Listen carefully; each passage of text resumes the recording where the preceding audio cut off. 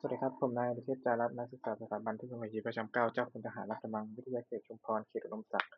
สาขาวิศวกรรมเครื่องกลปี2รหัสนักศึกษา6820682นะครับวันนี้ใช้ SolidWorks ในการวาดรูปแบบ Homework 03รูปแบบที่1นะครับ Extrude Boss แล้วก็ Base นะครับในรูปแบบดังนี้นะครับโอเคงั้นก็เข้าไปรับชมกันเลยครับตอนนี้ก็อยู่หน้าหัวข้อเดียวนะครับเรื่องที่พาร์ทครับตอนนี้ก็จะเลือกสเก็ตครับเส้นลายครับคอนเทนต์ครับ ที่ที่จะออริจินครับไปเซตออกไปเป็นขนาดนี้ครับแล้วก็สมาร์ทคอนดิชันนะขนาดไปที่300ครับเส้นนี้ที่100ครับโอเคครับต่อไปก็ใช้ที่ไฟอาร์นะครับล็อกขนาดให้มันขึ้นเส้นต่างนะครับโอเคเป็นเลยครับต่อไปก็จะเป็นเส้นลายครับข้างหน้าต่อไปนะครับก็จะใช้สมาร์ทคอนดิชันนะครับล็อกขนาด100ครับ10ครับ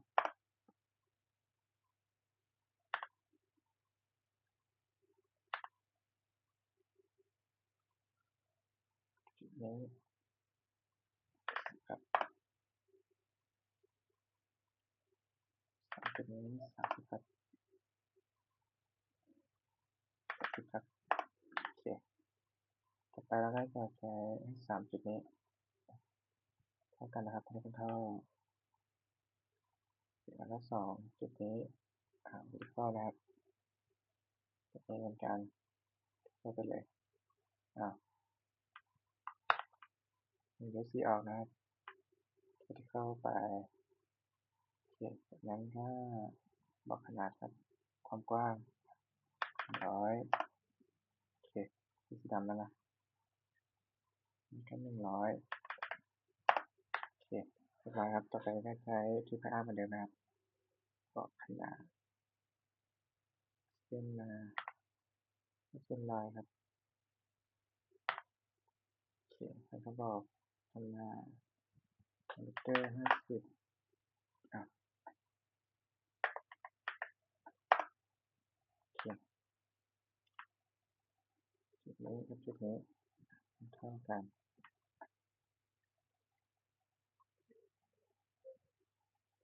โอเค ต่อไปก็ความกว้างอยู่ที่100โอเคต่อไปก็จะไป extrude นะครับอย่างเช่นกดติ๊กที่ partition เข้าไปที่60แล้วกดติ๊กถูกไปครับต่อไปเราก็จะไป edit sketch เลือกที่เส้นลายจุดนี้ไปตรงกลางโอเคได้แล้วครับติ๊กถูกต่อไปเราก็จะไปเปลี่ยนนะครับ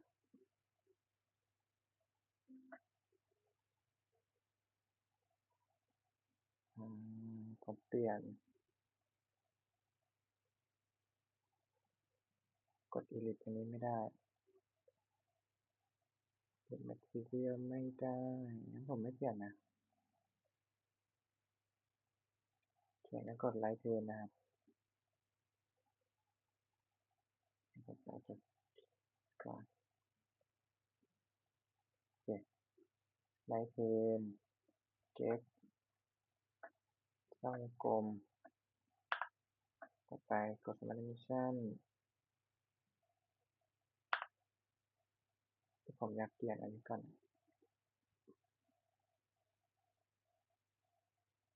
edit material อ่า tuner path gas b โอเคเรียบร้อยต่อไปก็ทำแล้วเอาเป็นกลม smart dimension button 40จุดนี้20จุดนี้จุดนี้30โอเคต่อไปเราก็จะกดขวากด edit sketch extrude โอเค อันนี้ก่อนนะครับกดไปที่พาร์ทนะแล้วก็จะกดรีสเก็ตกดลูกกระตา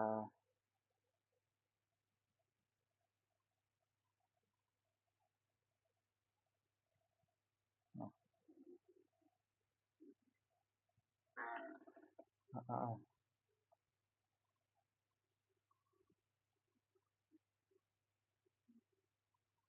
โอเค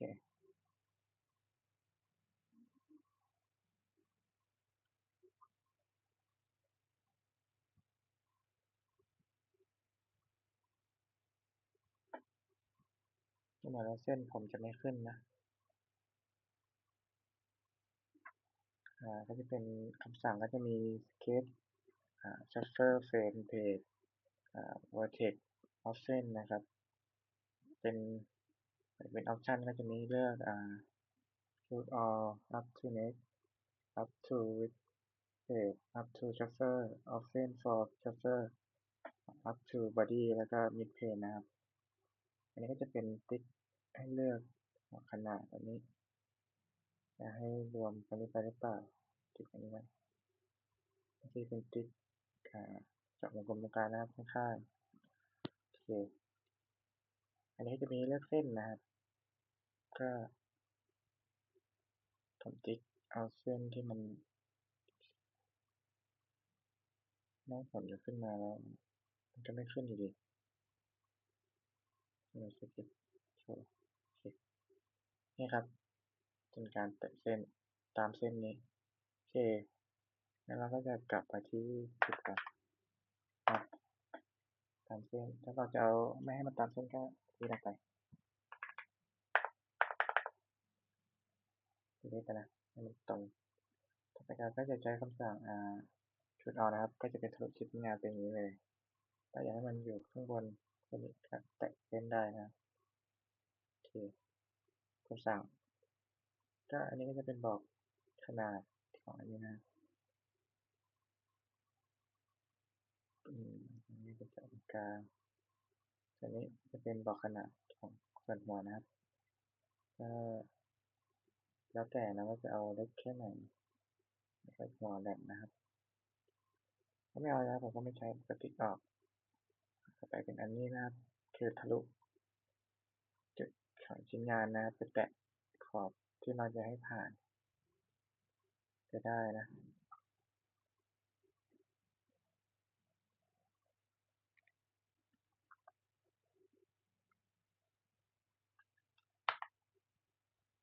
เฮ้ยกดจุดนะเพื่อกดจุด SC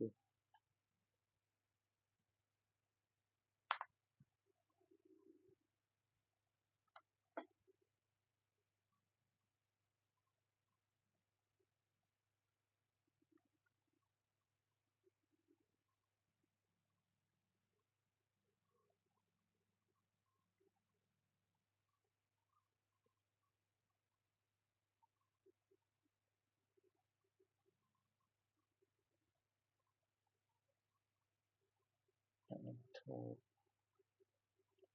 โอเคก็ให้มันเดิมละต่อไปก็กดที่สเก็ตหนึ่งโชว์ขึ้นมาโอเคเราสอนถึงนี้นะครับ Next ต่อไปก็นี้เส้นก็แตะเส้นนี้เส้นนี้ก็คือจะแตะทะลุไปเรื่อยๆนะครับตามเส้นที่เราต้องการโอเคต่อไปนะครับก็จะเป็น up to shuffle นะครับโอเค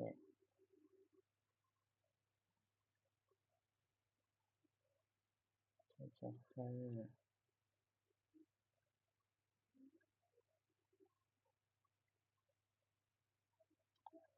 to shuffle to shuffle เดี๋ยวที่นี้ออกกันเดี๋ยวเราดีลีทเอา to shuffle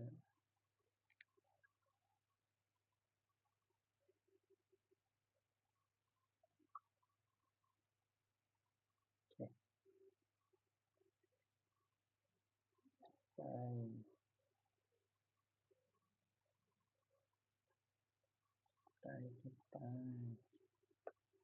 แค่คำสั่งก็จะเหมือนเดิมบอกขนาดมันเข้มไป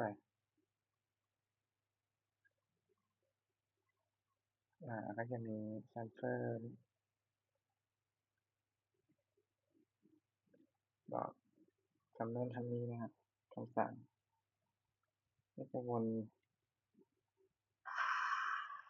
อย่างนั้นนะโอเคต่อไปแล้วก็จะมา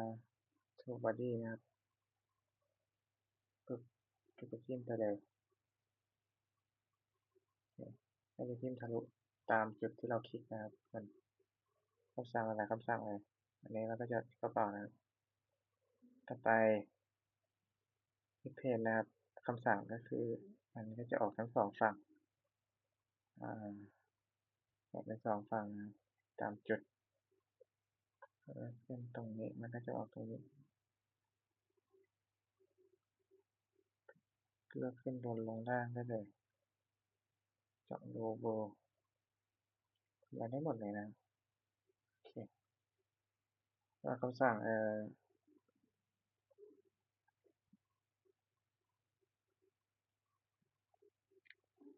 ต่อไปนี่เป็นคำสั่ง transfer ให้จากกระดานนี้โอเคแล้วก็เราจะมาเลือกอันนี้ถ้าเกิดอันนี้จุดตามที่เราต้องการนะครับจะเป็นลิสต์ไป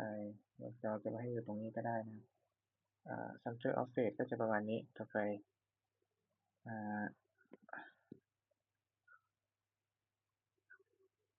เมนนะครับคำสั่งก็เหมือนเดิมนะคำสั่งไม่ใช่เมน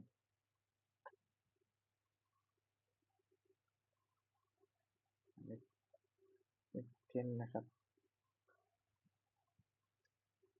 สิ่งของคำสั่งนะ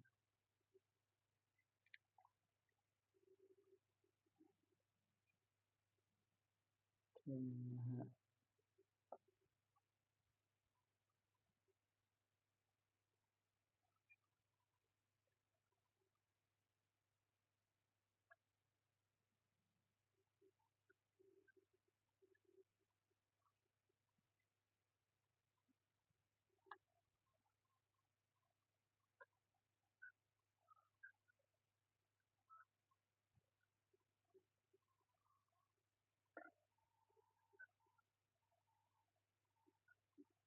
เนี่ยก็จะคลิกที่จุดอันนี้ออกมา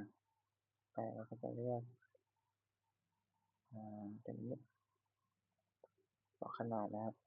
คำสั่งก็เหมือนเดิมนะพวกนี้ใช้เหมือนเดิมได้เลยคลิกโน้นคลิกนี่ได้เหมือนเดิมนะทะลุทั้งหมดไปเป็นเพียงก็ทะลุทั้งสองฝั่ง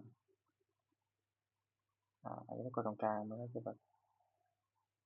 ส่วนใหญ่ก็จะกึ่งกลางทะลุไม่หมดนะไม่ถึงฝั่งตรงนี้อยากให้หมดก็น่าจะอยู่ตรงนี้นะโอเคสำหรับเวทเทคต่อไปก็ออฟเซตนะครับออฟเซตการขยับไปข้างหน้านะครับทำให้สนิมจุดที่อยู่โอเคประมาณนี้นะครับจะขยายสำหรับมิดเพนนะครับเป็นแค่นี้ขยับไปข้างหน้านะครับออฟเซตโอเค